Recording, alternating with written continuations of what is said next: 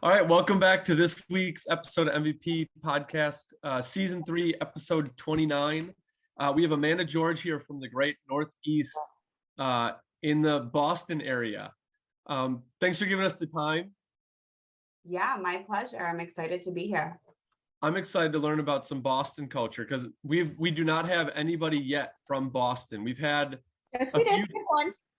We had one from Boston. Oh, your old My your boss. old boss. Yeah, that's right. That is right. We're not going to count her. So we only have one person from Boston. No, it's super cool. I'm excited to learn more about it because the outlay of Boston and the outlay of Milwaukee, way different, which is where we're coming from. So it's kind of a culture clash there. Yeah, Boston's very unique. We're not as mean as everyone thinks we are. We're just busy. We like to get done. We like to get it done. That was the first thing I had to learn dealing with the Northeast. That's for sure. And Amanda, what is it that you do in the Northeast? Can you give our listeners like a 20-second intro of like, this is what I do in the Northeast, and then we're going to get into how you got there. Okay, cool. Yeah, no, I work for Century 21. I'm a real estate agent. My husband and I work together as a team. He's newly licensed. I've been doing this for about 12 years now, but I work with investors, builders, developers, first-time buyers, downsizers, you name it. We do not discriminate. We have a lot of expertise in getting all different kinds of people into the house that they want. Nice. So you are now training the protege to come up and take over. That's right. And then you retire, and then he does all the work. He's heading up the multimedia department stuff for us. So we're started a podcast too. Right now we're just on YouTube, but we're getting there with all the extras. That's cool. So is he on the podcast with you and you shoot yours? Yeah, so we do the podcast together. It's called Married to Real Estate. And so it's just like him and I talking about life, kids, being married, working together. We've had a couple interviews so far. So, I mean, it's super casual, just kind of like shooting the shit. Yeah, that's kind of what we like. When we started this podcast, we had a whole list of questions we're going to ask and get answered. And it like got so clunky and we'd missed the flow of the show. So we just went to like, all right, we're just going to have a conversation, see where it takes us. Because everybody's different and you can't just have 10 questions that fit for everybody. Right. Exactly. Because we've had interior designers, we've had feng shui experts, we've had investors, we've had real estate agents, plumbers. Yep. So it was so diverse that we just kind of scrapped it. We're like, all right, we're just going to take it and see where it goes. Yeah, I think that's the best way to do it. I mean, it's all, you have to provide entertaining content, but at the same time, we try to be educational and give people the real life stories and not like this, especially in Boston. It's such a unique market when you look at national statistics for what the housing market is doing. Boston's such an anomaly, and so much of that stuff really just doesn't apply. Yeah. And you were talking a little bit before we started recording about that. And we're going to get into that probably right after we find out, how did you get into real estate? What was you can take this personal, you can take it business, just whatever road led you, whatever cobblestone road led you to real estate. Yeah, it was just kind of on a whim. My husband and I had just moved in together, and I was from the north, we call it the North Shore, so like 15 miles north of Boston. He's about 15 miles south of Boston, and I moved down to the South Shore, and I'm like, this is temporary. Like, people don't cross the bridge. Like, if you're from the North Shore, you don't move to the South Shore. And so I was really heavily invested in like searching for somewhere else to live. And he was like, you're obsessed with real estate. Why don't you get your real estate license? And I was like, well, what do you mean? I went to college for like exercise physiology. Like, I don't know. And he's like, it's a class, just go take the class. And so I did. And I just, it's an intimidating class. I don't know how it is where you guys are, but a lot of people really try to discourage you. Oh, it's so hard. The test is crazy. Like, you have to take it 5 times. And so I just studied my butt off, and I said, I don't pass this test on the first go, I'm not meant to be a real estate agent and I'm going to figure something else out. And I did, and I did it part-time for a while. I actually worked in the cosmetology industry. And so I was doing it part-time because I had a flexible schedule, which was great. But in order to really make it as a realtor, you need to be full-time. You can do your best to be there for all of your clients, but it's kind of one of those jobs. It's scary to get into full-time because it's commission only. There are no benefits. Mhm. But if you don't make the time to devote to it, you can't grow. And so I just kind of, once I did that, my career really took off. So we've just been riding the wave together now for the last couple of years. That's awesome. And in the beginning, when you were doing it part-time, do you remember like how many clients you were taking on, deal size? Like I don't Oh, need like yeah. exact numbers, but what was the difference between going at this as a hobby Mhm. and going at this as a career? So my first year, I think I had one or two clients, friends of mine, the way of it, contact your sphere, go that route. Your first 100 people? Yes. So that was my first couple years, very slow. And actually I ended up, I was after that, I would say you've got to be in the business 3 or 4 years before you get a little bit of momentum. And so once I started making, I was probably taking home after saving for taxes and everything, like 40-ish thousand dollars a year, maybe years like 3 and 4. And then I kind of fell into a paralegal position, kind of like figuring out, is real estate really going to work for me? How can I make some real money? Like, this money is okay, but if I'm going to if I'm going to quit my other job, I need to be making more. And I kind of fell into a paralegal role with an attorney that I had worked with before on a few deals. And I did that for a couple years actually while doing real estate. He was awesome. He gave me so much flexibility. So I was able to begin pursuing real estate full time while also working for him full time. And then at that point, I was doing probably between like 4 million and $6 million in sales a year. And then I just, once I finally got the confidence to go full time, I went 10, 15, 20 million instantaneously, pretty much. I mean, it was also networking, getting in with some really great developers, investors, people who, surrounding yourself with people who are growing and want you to grow and want to help you grow. Yeah. And some of that comes with being able to do it full time. Yes. Some is just because of the duration, you get referrals, your Yeah. name gets out there, you get more experience, you get more confident. For you, what would you say was the biggest, the highest percentage? Was it because you've been doing it for 4 years? Is it because you made the jump to go full time and made yourself accessible to it? I think it was really making the jump to go full time. If you have other things to do that are making you money, that are guaranteed money, you're going to prioritize that, right? Mm-hmm. So when you're hungry for it and not that you need the paycheck, but what's going to help you create your business, it's the clients. And so when you make the free time to devote it to working on your business and yourself rather than chasing your hourly paycheck, people can feel that you're passionate about it, and they can feel a better sense of security in knowing that you're experienced and that you know what you're doing and that they're in good hands working with you, and that you're not, canceling appointments and rescheduling things because you have other priorities. Yeah. Right. Yeah. That was always the tough part. And you see that with part-time agents because they are everywhere, and it's an industry that I mean, it's allowed, and I don't know, it kind of, it lines up well with people that want to do it full time because it's usually nights and weekends. So you're going to see it all over the place. But those during the day periods where you can network and meet people and take those one-off meetings will go a lot farther than people think.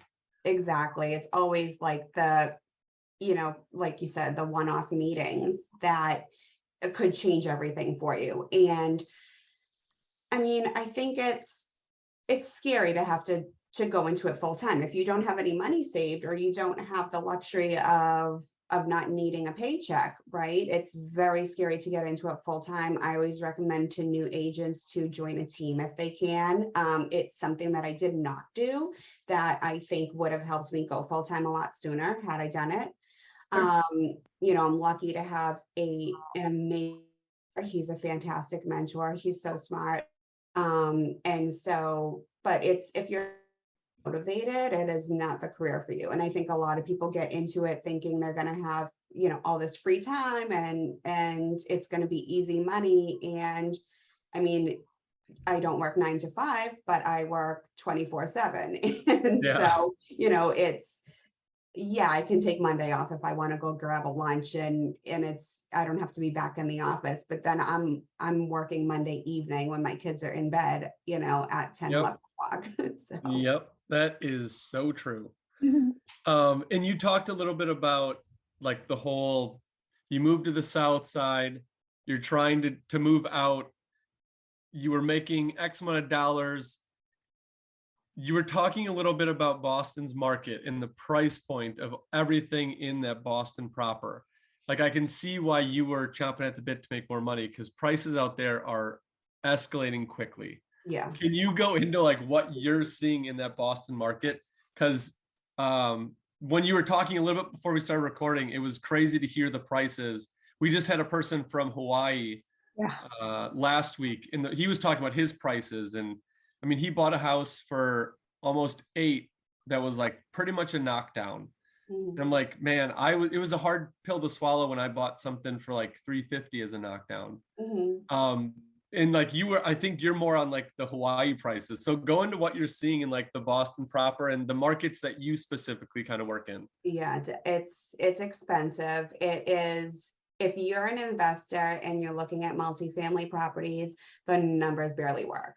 You are looking at $1 million for a 3-family. We call them triple deckers. I don't know what you guys have out there, but The triplex is what we call it here. yeah. So if you're looking at something like that, they barely cash flow, because especially if you can't get away with putting down, getting an FHA loan. And most of these properties are not in a condition where an FHA loan is. Because they're all older buildings, I'm imagining. Yes, they're built in 1900, 1920. They've got termites. They have fieldstone foundations that are cracking. They need a lot of work, and you're still. And for a loan package that will call you out for like paint chipping, like a lot of those issues, Oh, the paint is chipped. Yeah. And it's, maybe for something that's in really rough shape in Boston proper, you can get a little under $1 million, 6, 7, 800,000. But if you're looking at, something that's livable, just outdated, you're still spending $1 million easy. And what are rents for those units? It depends on the bedroom count, really, but Yeah. we're starting. I had a triple decker in Dorchester, an up and coming neighborhood, Savin Hill part of Dorchester. It's a good alternative to South Boston, which is very expensive. You're spending, minimum probably $3,000 for a 2-bedroom. So we do have a lot of overflow coming into Dorchester. The Savin Hill neighborhood, I had a 3-bedroom for $2,500 that, it was from 1970. It was nothing special. The cabinets were painted, hardwood floors, you have that kind of old school charm, but we were charging $2,500 because of the condition, and it's a 3-bedroom unit. So if you want something updated, you're spending upwards of $3,000. Wow. That's crazy. We just started managing a house. Somebody moved out to a different state here, and we're managing the property. We just updated it, and it's an updated full house, and he's pushing the high side of 2,000. Wow. And that's for a basement and a 3-bedroom, 2.5 bath. Yeah, the further you get from the city, obviously, the more affordable it becomes. But even in, say I live in Randolph, which is like 17 miles from the airport. So a little bit south of the city. We're a few towns out so there's like 2 towns in between me and Dorchester, which is like where Boston kind of starts. And if you're looking in the next town over, Quincy, 1 town closer to the city, you're still paying $1,900 for a crummy 1-bedroom. Wow. That is crazy, Maybe a crazy prices. 2-bedroom, but nothing big. I mean, you're not getting 1,100 square feet. You're getting like 800, maybe 950. That's Wow. bigger than my house. I mean, That's insane for a rental price. But I mean, Yeah. when you But, don't, have a lot of then you got to space, spend $1 that's- million to get the building, and you're making $100 a month if you're lucky. Yeah. And that's the other problem, right? Is people are selling these multifamilies as if they're already, 4, 5, 6, 7 cap, right? And then it's like, no, you have to buy it for $1 million. Now you need to get all these tenants out and raise the rents in order to make the numbers work. And that's a lot of work for an investor. Yeah. Some people just don't have that time. Yeah. Do you work specifically, I mean, not only with, but primarily with investors? I don't. I work, okay. I mean, yeah, really 50-50. I have a lot of first-time buyers. I try to get on that path so that they can put themselves in a position where they can use their equity to get into another home or a bigger home. And I really try to redirect them away from thinking that they're going to get everything that they want and get their dream home on the first go, because it's such an expensive market. And it's a really good opportunity to get into a position to become an investor yourself, right? Even if you don't want to buy and hold property for the long term, if you can do it in the short term and gain a little bit of equity and, or fix the property up, that's the other thing, right? Everyone wants their pretty house on the first try. Get in, do the work, cash out refi, use that money to get into the next project or the next home instead of saving while you're paying somebody else's mortgage. And now with inflation, the rise in interest rates, right? That's what everyone's feeling right now. So I kind of turned some people into investors where they otherwise wouldn't have been. But I'm lucky enough to, in Boston, we have such a diverse market where, we have opportunity for investors.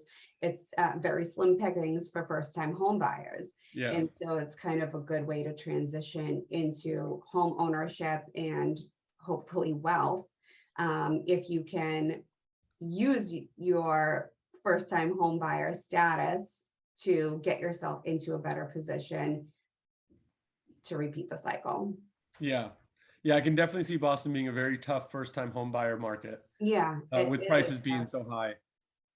It's very expensive. And a lot of people try and save, and then rents keep increasing. I mean, I don't know who can save any money when you're paying $3,000 a month for rent.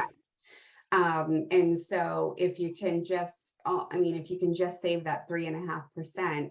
And right now we are seeing a little bit of more negotiating power with buyers, right? We're not having like a huge downturn in pricing, but buyers can ask for closing cost credits right now. Buyers can get repairs done after their home inspections. I mean, you couldn't even get an offer accepted with a home inspection contingency 6 months ago. So things are going back to normal, which is nice. It's a nice relief for a lot of buyers who took a break from the market. And now we've had a little dip in interest rates. And so you've got a few people kind of jumping back in. Yeah. No, definitely. It was same kind of thing over here where you put in an offer, I mean, sometimes 20, 30 over, and you had one buyer I was working with had they had to get financed and they were losing because everything else was cash. And the price point that they were working in, which was below 300, like you're just going to see a lot of cash buyers, and it's going to be tough to compete with a cash offer with no contingencies, clean offer as you can make it. And they've got all they need is an appraisal contingency because they need to. Yeah. And they lose out. And in one, they had actually offered more money and they took the lower money because it was cash. So Yeah. it was just a tough position for them. Now I'm trying to put themselves in Boston where I'm sure the buyer pool is higher and the inventory is lower and Yeah. prices are double. So a super hard position. So kudos to you for kind of taking your market not as a deficit, but as an opportunity for them to be, hey, you might not be able to get what you want right now, but if you do these steps, you can get into the house you want, and you're also going to keep, I would think, those clients as repeat customers when they go to sell and buy again. Oh yeah, I have a pretty big list of repeat clients. I mean, I've sold the same house 2 and 3 times. That's got to be a So very unique like aspect of like, oh, the first time I went through this deal, yeah, this is what it is, happened. and it's nice to see the changes that people make too. And I I had one house that I just sold recently, maybe in the fall, and I mean, they've been there. They were planning on it being their forever home, so they were doing some work over time. It had been maybe 5 years or so, and um, they got relocated for work, and so they were hurrying to finish all their projects so that we could get it on the market. And it was like amazing, the transformation. I mean, they doubled their That's awesome. doubled what they paid for the house almost. In So 5 years, that's awesome. yeah. Did they sell in like the height of COVID and all that Yeah, stuff? they did. So That they helped. already relocated, and in the fall it was still a pretty hot market. But even then we were starting to see, I think I had 2 offers, and like a little bit below asking and a little bit above asking. And I think that is one of like the biggest misconceptions about a multiple offer market, right? You have okay, you got 6 offers on the house, but what no one tells you is that 2 of them were under asking. One of them had a home sale contingency. One of them was at asking, one was a little bit over. And then you have that one offer that like is 50, 60, 100,000 over asking that blows everyone out of the water. And that kind of, it messes with the comps because you can't, and right now when we're in this shifting market and you have to really educate your seller, like, look, I know we like to go back 6 months, but like I'm going back 2 months if we can, because Right. we need to see what's changed. And we need to look at the list price versus the sales price. I'm not comping these houses based on that one house that sold for 100 grand over asking, because guess Mhm. what? That buyer is out of the market. Yeah. You're left with those 5 buyers that didn't get that house. And Yep. this is what they're paying, they're looking at the list price.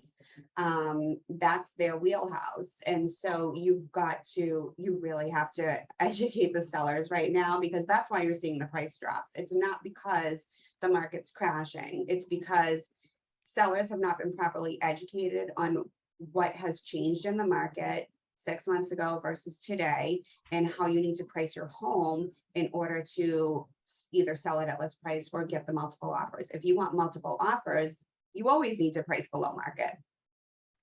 Yeah. And so that's why we're seeing price drops, because sellers didn't want to listen, agents didn't put their foot down, and now they're chasing the market down. And you're going to see those same houses sit, and you're going to see them continue to price drop because they didn't listen the first time around. Yeah. And did you, what was that, Natasha? Working with kids, like just listen. I Yes, know. exactly, I right? That's where being a mom comes in handy, right? Right. These are the rules, take it or leave it. Exactly. Or no cookies for dessert.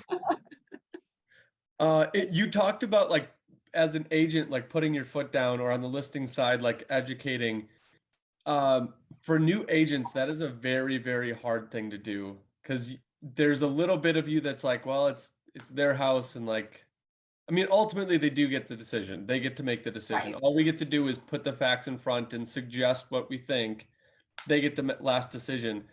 But I know when I was an agent, it was tough to like, I'd always think I'm bringing them bad news, because like everybody wants to sell it for more and they want to buy it for less, and they want the thing that they did to their house to boost their resale value. But sometimes you have to be like, it was a cool feature, but it doesn't add anything to it. Yeah. It's just cool. That's all it is. And there's the emotional tie to it. So it's super hard as an agent to step in and be like, hey, you hired me and I'm going to give you some bad news off the start. Right. Do you know when something like turned in your head where you're just like, I'm done playing the game. I'm just going to give them what I think, and I'm going to stand firm with what I think and what I see.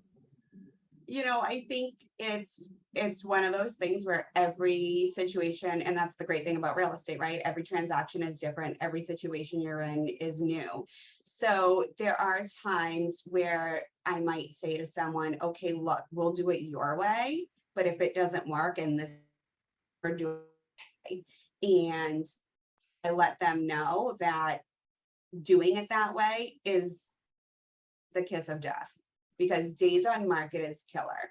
And so if we waste even 7 days on the market doing it your way, we've lost 7 days on the market, and that's your opportunity to get the most money for your home. Yep. And I think probably after living that a few times as a new agent, and you say, oh, you know, look, I was right.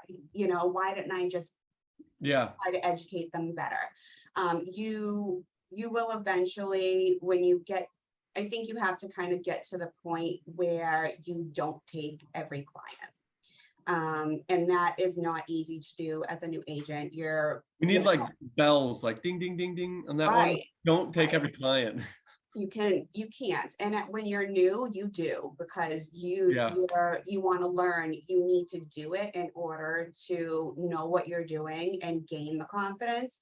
And so which, you know, in some instances, I guess that is a good thing. Like, it's trial and error, right? You work with every client and then you figure out what kind of agent you are and what kind of clients you want to work with. And then that can kind of like guide you for the rest of your career. And I mean, I don't work with every client that I meet. And it's because I'm going to tell you what's realistic. And if you have expectations that I can't meet, then maybe you should work with somebody who thinks that they can meet them, because I don't want to do you a disservice.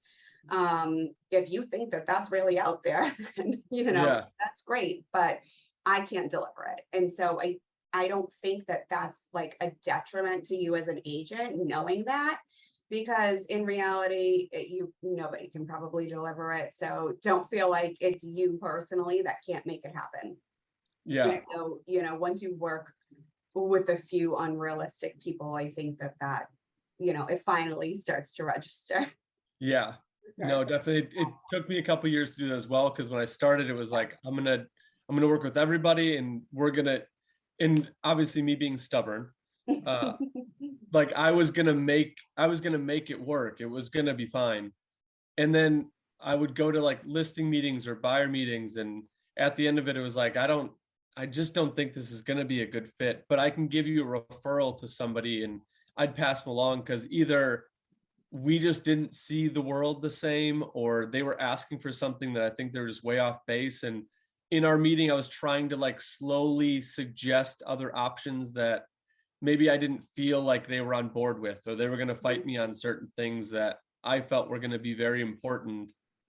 And that's where it was like, let's just call it quits. Like, we don't need to work together. If you ultimately don't want to work with me and I don't want to work with you, like, there's no reason to force it. You're going to find an agent that will work with you, and you'll like the process, because this is a big deal and you should enjoy the process, whether it's a rocky one or an easy one. At least enjoy it. It's like dating too, you know, like it is. Yeah, it is. Or you know, it's a very short-term relationship. You know pretty quickly when the red flags go up. You just have to learn, you know, how to get out. I know. Elegantly excuse yourself. Yeah, exactly.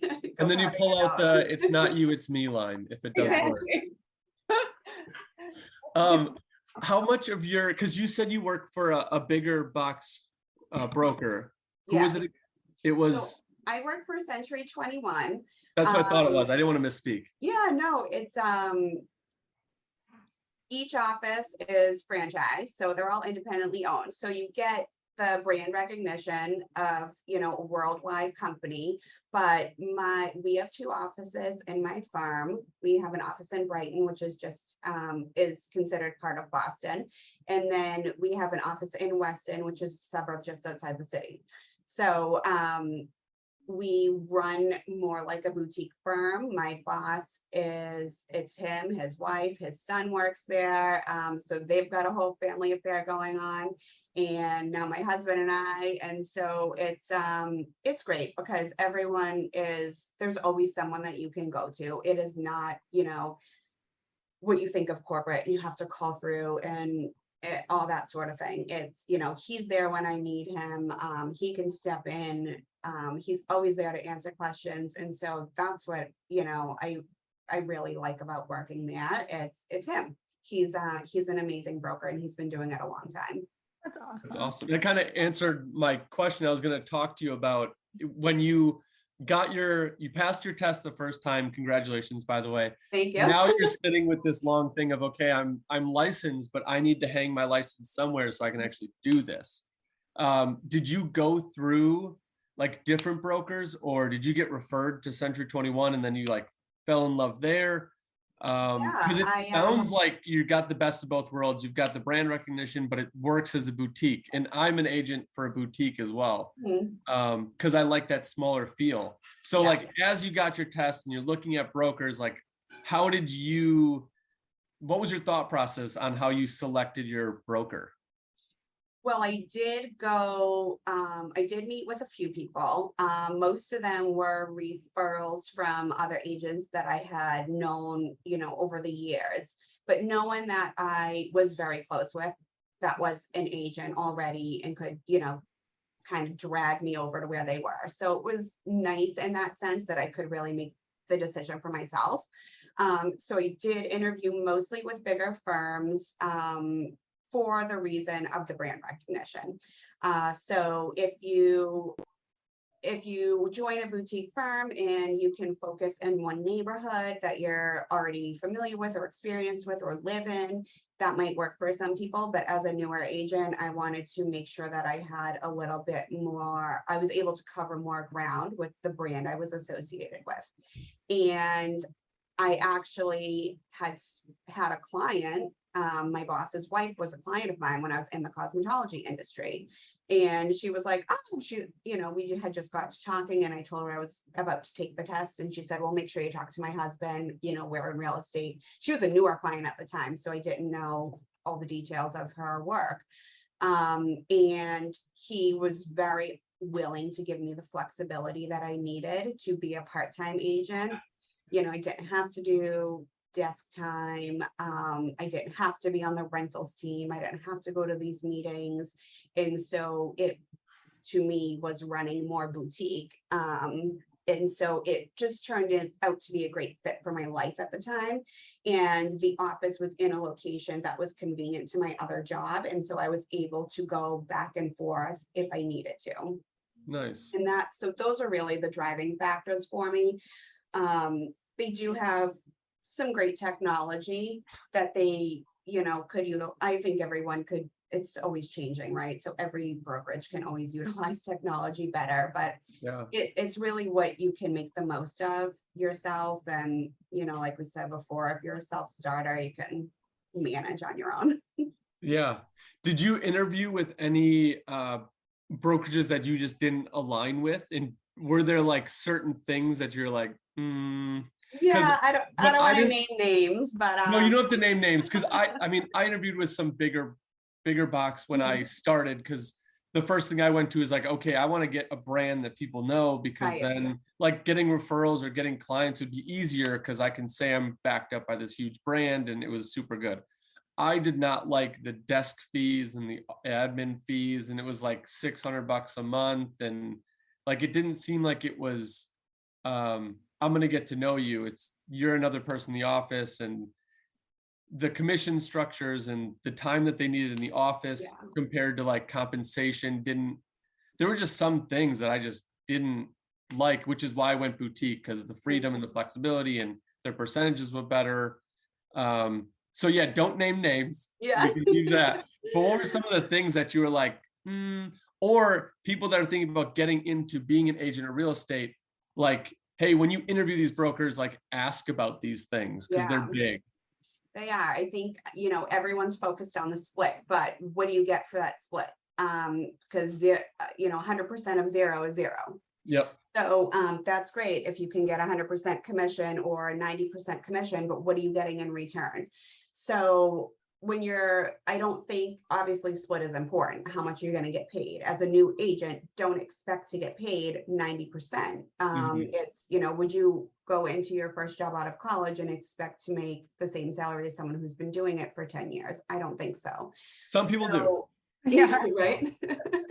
So I feel the same way. I had interviewed at some brokerages, and here's the list of what we charge monthly, and it's like, well, what if I don't make any money this month?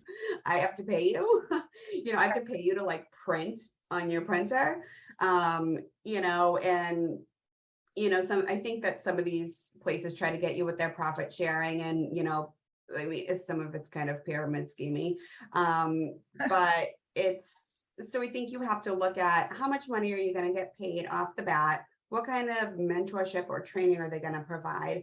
What kind of resources are going to be available to you, online or whatever their, back end system is. Are there classes and trainings and events that you can go to?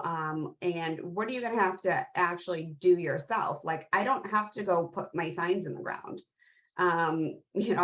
I call my boss and I tell him to take care of it, and he takes care of it. I don't know where these signs go, where they come from, or he just does it for me.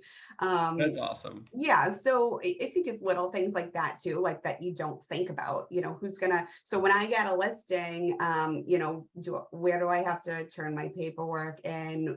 Who's going to put up my signs? Who's going to print out my marketing material?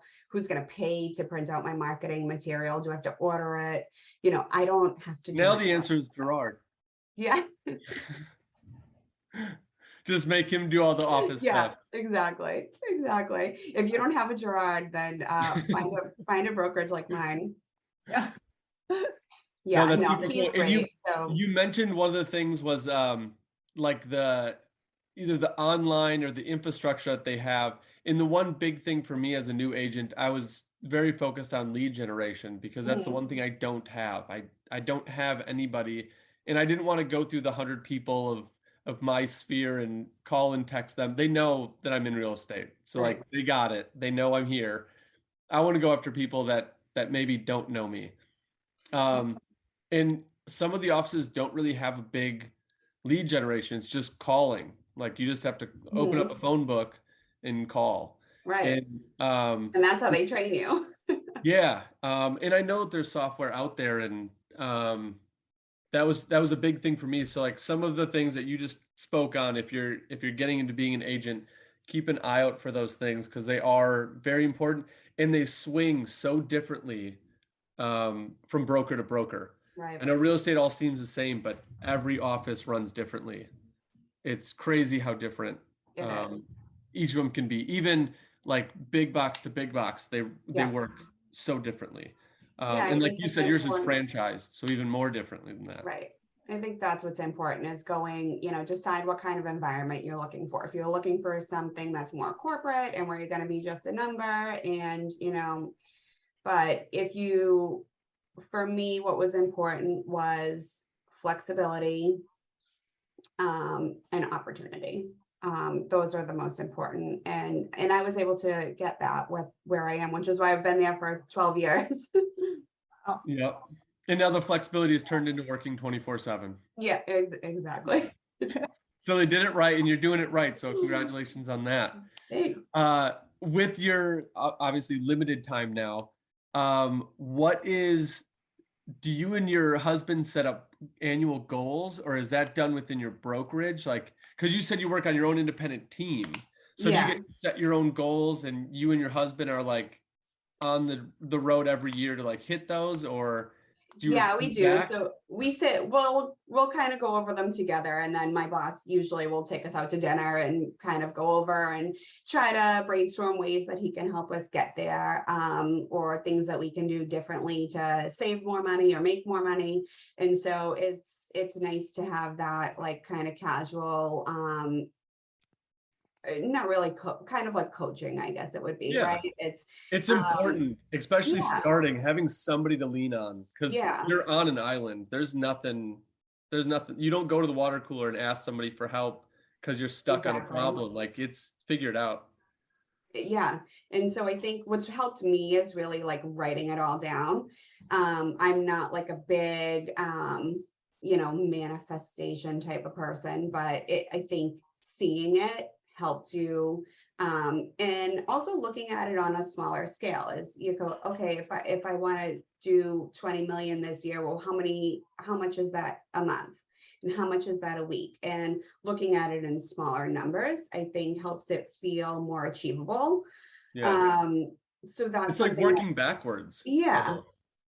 When you look at it, it's really, once you know the steps that you need to take to get there in a weekly or on a monthly scale, it's much more, it's much less scary to look at it that way. And it feels like, oh, I've done this before, which is nice. Yeah. And I think I think it was Go for No. Have you ever read that book? No, I don't It's a think good so. it's Yeah. a good book for anybody in sales, even if you're not in Mhm. real estate, just sales. But they do talk about like working backwards, and Mhm. instead of going out and trying to get the amount of yeses you need in a week, go out and try and get no's. And they kind of work on, all right, if you want to make, like you said, 20 million a year, what's the average home sale price? Then Yeah. what's your commission out of that? And then how many clients would you need to hit that? And then how many phone calls would you need to make to have successful conversion to clients? So if you're going on like let's go on the high side, a 10% conversion rate, Mhm. that's on the high side. How many phone calls do you need to get those 10 clients to get those deals done to make that money? And for people starting out, like, that's an easy way. You can go on Google and find your average home sale price and put your market here, and then it'll give you your average home price. And now you just work that way to find out, all right, I'm Exactly. starting, I need to make 100 phone calls a month to get 2 clients to get X amount of sales in a month. And Right. in some ways it makes it more palatable to like, okay, all I have to do is that. But also it's daunting because you're like, all right, I'm making 100 phone calls and 98 people are going to say no. Yeah. But when you go in and you look for 98 no's, then You're it's, expecting the no's. Yeah. It makes yeah, sense. and Yeah. it doesn't hurt as bad because you're going to get rejections. And just like we are saying, don't work with every client. As a buyer or seller, don't work with every agent. Don't work with the first agent that shows up. Yeah. And Because don't work with the agent who's telling you what you want to hear. I actually recently lost a listing. It was a referral. It was a small condo. And the comps are putting it at like in the low 300s, low to mid 300s. And they listed it with someone else who put it on the market for like 380, I think, or 389. And it's been on the market for 3 weeks. And so, that's when you don't feel bad and you're like, well, I tried. I told you so, but it's going to be on the market for 2 months because you're going to have to price drop it now, probably 2 or 3 times before you get to market value. But now, like I said before, right, you're going to chase the market down. And so maybe in 3 months it's worth 300. Maybe it goes back up. Who knows? And to break it down of like, okay, you want to sell it for 380.